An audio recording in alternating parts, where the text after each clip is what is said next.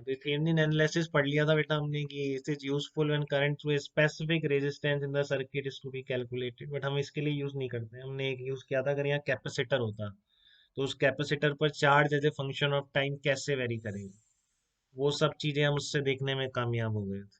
ठीक है ना, कि उस कैपेसिटर पर चार्ज टाइम के साथ कैसे वेरी करेगा। तो अब क्या करेंगे, आपने ए और बी के बीच थेवनाइज कर दिया सर्किट को, Thevenizing circuit between A and B. ठीक है, तो ई टी एच क्या होगा आपका, open circuit potential difference between A and B होगा। और आर टी एच क्या होगा, इक्विवेलेंट रेजिस्टेंस, कि आप पूरे सर्किट को हटा के सिंगल बैटरी से या सिंगल रेजिस्टेंस से रिप्लेस कर सकते हैं। अब देखो काम में आएगा ना अगर ये वेरिएबल हो जाएगा। ठीक है, आप समझ रहे हैं, आप इसकी इंपॉर्टेंस इस मैक्सिमम पावर ट्रांसफर थ्योरम के साथ यूज करेंगे इसको। ये आपका कॉम्प्लिकेटेड सर्किट में कोई एक रेजिस्टेंस वेरिएबल होगा। ठीक है ना, तो फिर आप कैसे लगा, दो तीन बैटरीज लगी हो सकती हैं पूरे कॉम्प्लिकेटेड सर्किट में, तो फिर आपको अगर करना है, आप मैक्सिमम पावर ट्रांसफर थ्योरम नहीं लगाते या थेवनिन नहीं लगाओगे। Maximum power transfer theorem directly तो लगा ही नहीं सकते, क्योंकि एक बैटरी और एक रेजिस्टेंस तो दिख ही नहीं रहा है आपको एबी से कनेक्टेड। ठीक है, तो फिर आप क्या करते हैं, फिर वही करते हैं, आई लिखते हैं as a function of R, और D I by T R को जीरो करोगे और वो सब करोगे तो बहुत टाइम लग जाएगा। ठीक है ना, इसकी बजाय क्या है कि आप इसके अक्रॉस सिंगल बैटरी और सिंगल रेजिस्टेंस से रिप्लेस कर दो। ये निकालना आपको बताया जा चुका है कैपेसिटर वाले चैप्टर में, कि आप ईटीएच और आरटीएच कैसे निकालते हो।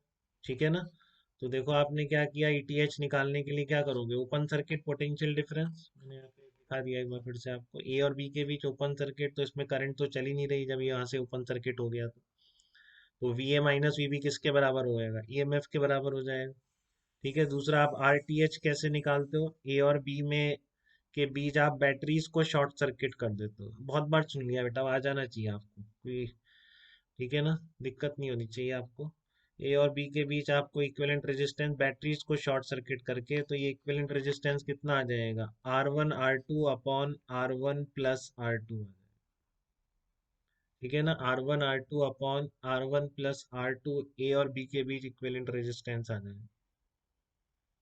ठीक है, तो देखो यहाँ से दिक्कत तो नहीं है किसी को थेवेनिन का इतना समझने में। तो अब आपको यूज समझ में आ रहा होगा मैं क्या करने वाला हूँ, उसका एग्जांपल देखिए आप, कि थेवेनिन को मैक्सिमम पावर ट्रांसफर थ्योरम में कैसे अप्लाई कर सकते हैं। ये रहा वो क्वेश्चन, देखो ये क्वेश्चन आ गया, मान लो capital R is variable resistance, find out value of capital R so that maximum power is produced in this resistance। तो आप कैसे करोगे, वैसे भी कर सकते हो कि आप आई लिखो, आई वन लिखो, I one as a function of r लिख रहे हो आप इसमें, और फिर d I one by d r equal to zero करके कर रहे हो। वही करना पड़ेगा अगर आपको ये थेवेनिन एनालिसिस नहीं आता है तो।